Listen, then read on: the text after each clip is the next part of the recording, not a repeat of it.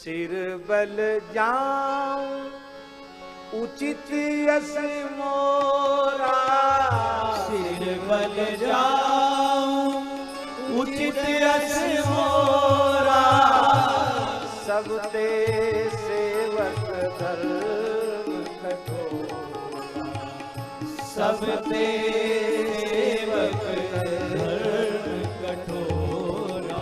प्रभु चरणों से चल के गए हैं तो मुझे सिर के बल चलना चाहिए, पर मैं सेवक धर्म के पालन में कच्चा साबित हो गया।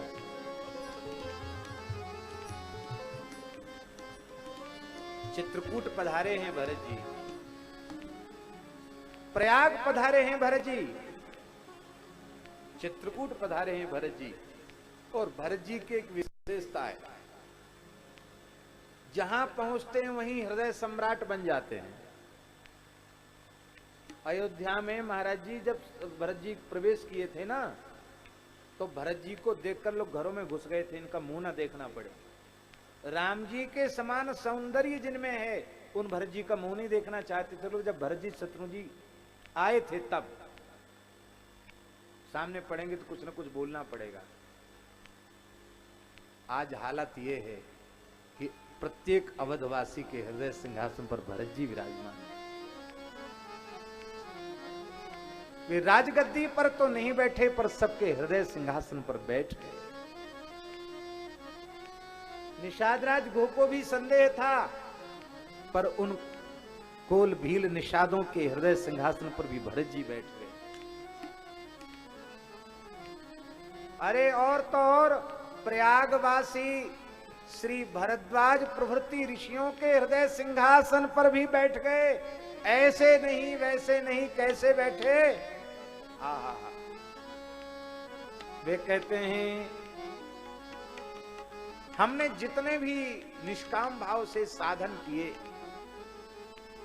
उनका परम फल मिला श्री राघव का दर्शन। लेकिन हम सोचते थे राघव के दर्शन का भी कोई फल होगा क्या? ते ही कर फल पुण्य दरस तुम्हारा, सहित प्रयाग सुभाग हमारा। सब साधन कर फल सुफल सुहावा, लखन राम सिय दर्शन पावा। तेहि कर फल दरस तुम्हारा, सहित प्रयाग सुभाग हमारा। हमारा सौभाग्य।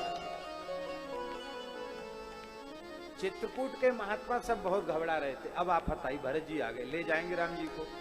कितने आनंदित थे हम लोग। लेकिन जब भरत जी का आर्तनाद चित्रकूट के महात्माओं ने सुना, महाराज जी महात्माओं की बात जाने दीजिए। चित्रकूट के कोल भील रो रो कर कहने लगे, हमारी इच्छा होगी तो हम अयोध्या जाकर प्रभु का दर्शन कर लेंगे, पर भरत जी का आर्तनाद हमको सहन नहीं होता है।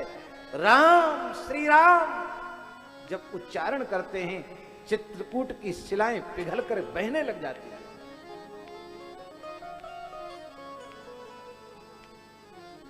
राम जी सोचते थे कि ये महात्मा लोग हमको रोकेंगे जाने से, भरत जी को समझाएंगे। लेकिन भरत जी उनके भी हृदय सम्राट बन गए। वो सब कहने लगे कोई बात नहीं, राम जी को चले जाना चाहिए वापस। राम जी ने सोचा मेरे ससुर जी मेरे पक्ष में जरूर खड़े रहेंगे, और तो कोई रहे न रहे, ससुर जी जरूर समझाएंगे, क्योंकि वो तो ज्ञानियों में शिरोमणि है, वो रोने धोने वाले नहीं है। वो समझाएंगे कि देखो कोई बात नहीं, तुम वहां रहो, ये यहाँ रहे। 14 वर्ष भीतर में कितना समय लगता है। लेकिन जनक जी ने भी हाथ खड़े कर दिए। जनक जी ने भी कहा, रामभद्र मुझे तो लगता है भरत का निर्णय ही संपूर्ण धर्म शास्त्र का सार सर्वस्व है। हमको तो भरत का मत ही ठीक लगता है। वो भी उनके पक्ष में चले गए। राम जी के दो वोट ऐसे हैं जो कभी उनके विरुद्ध नहीं जाने वाले, एक तो श्री लक्ष्मण जी और एक श्री किशोरी जी।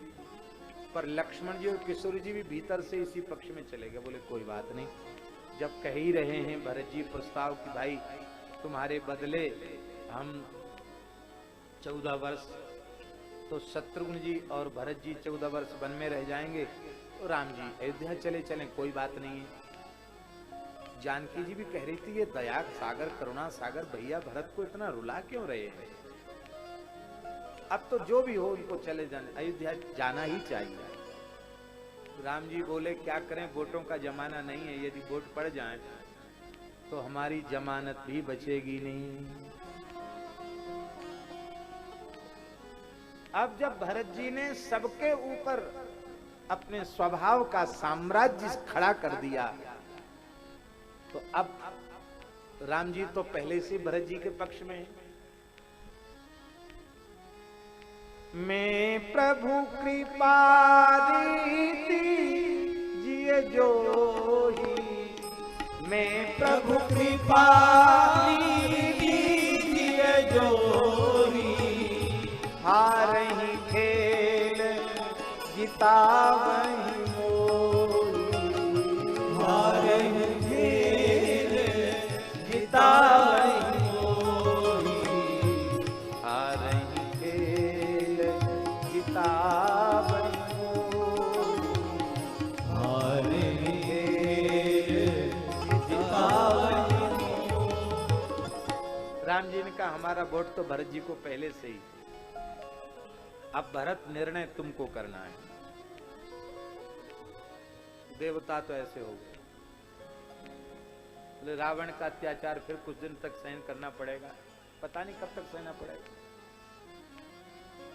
और अयोध्या वासी मिथिला वासी सब इतने आनंदित हो, तो राम जी चल ही पड़ेंगे, भरत जी तो ले नहीं आए हैं।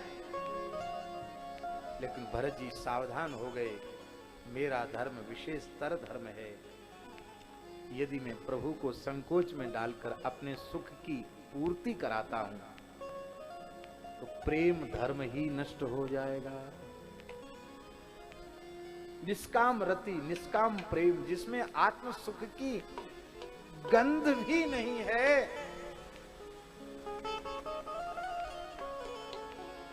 कैसे होगा।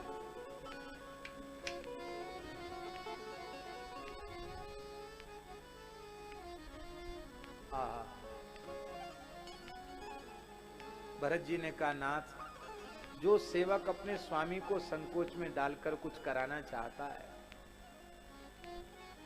बड़ा भाग्यहीन सेवक है वो।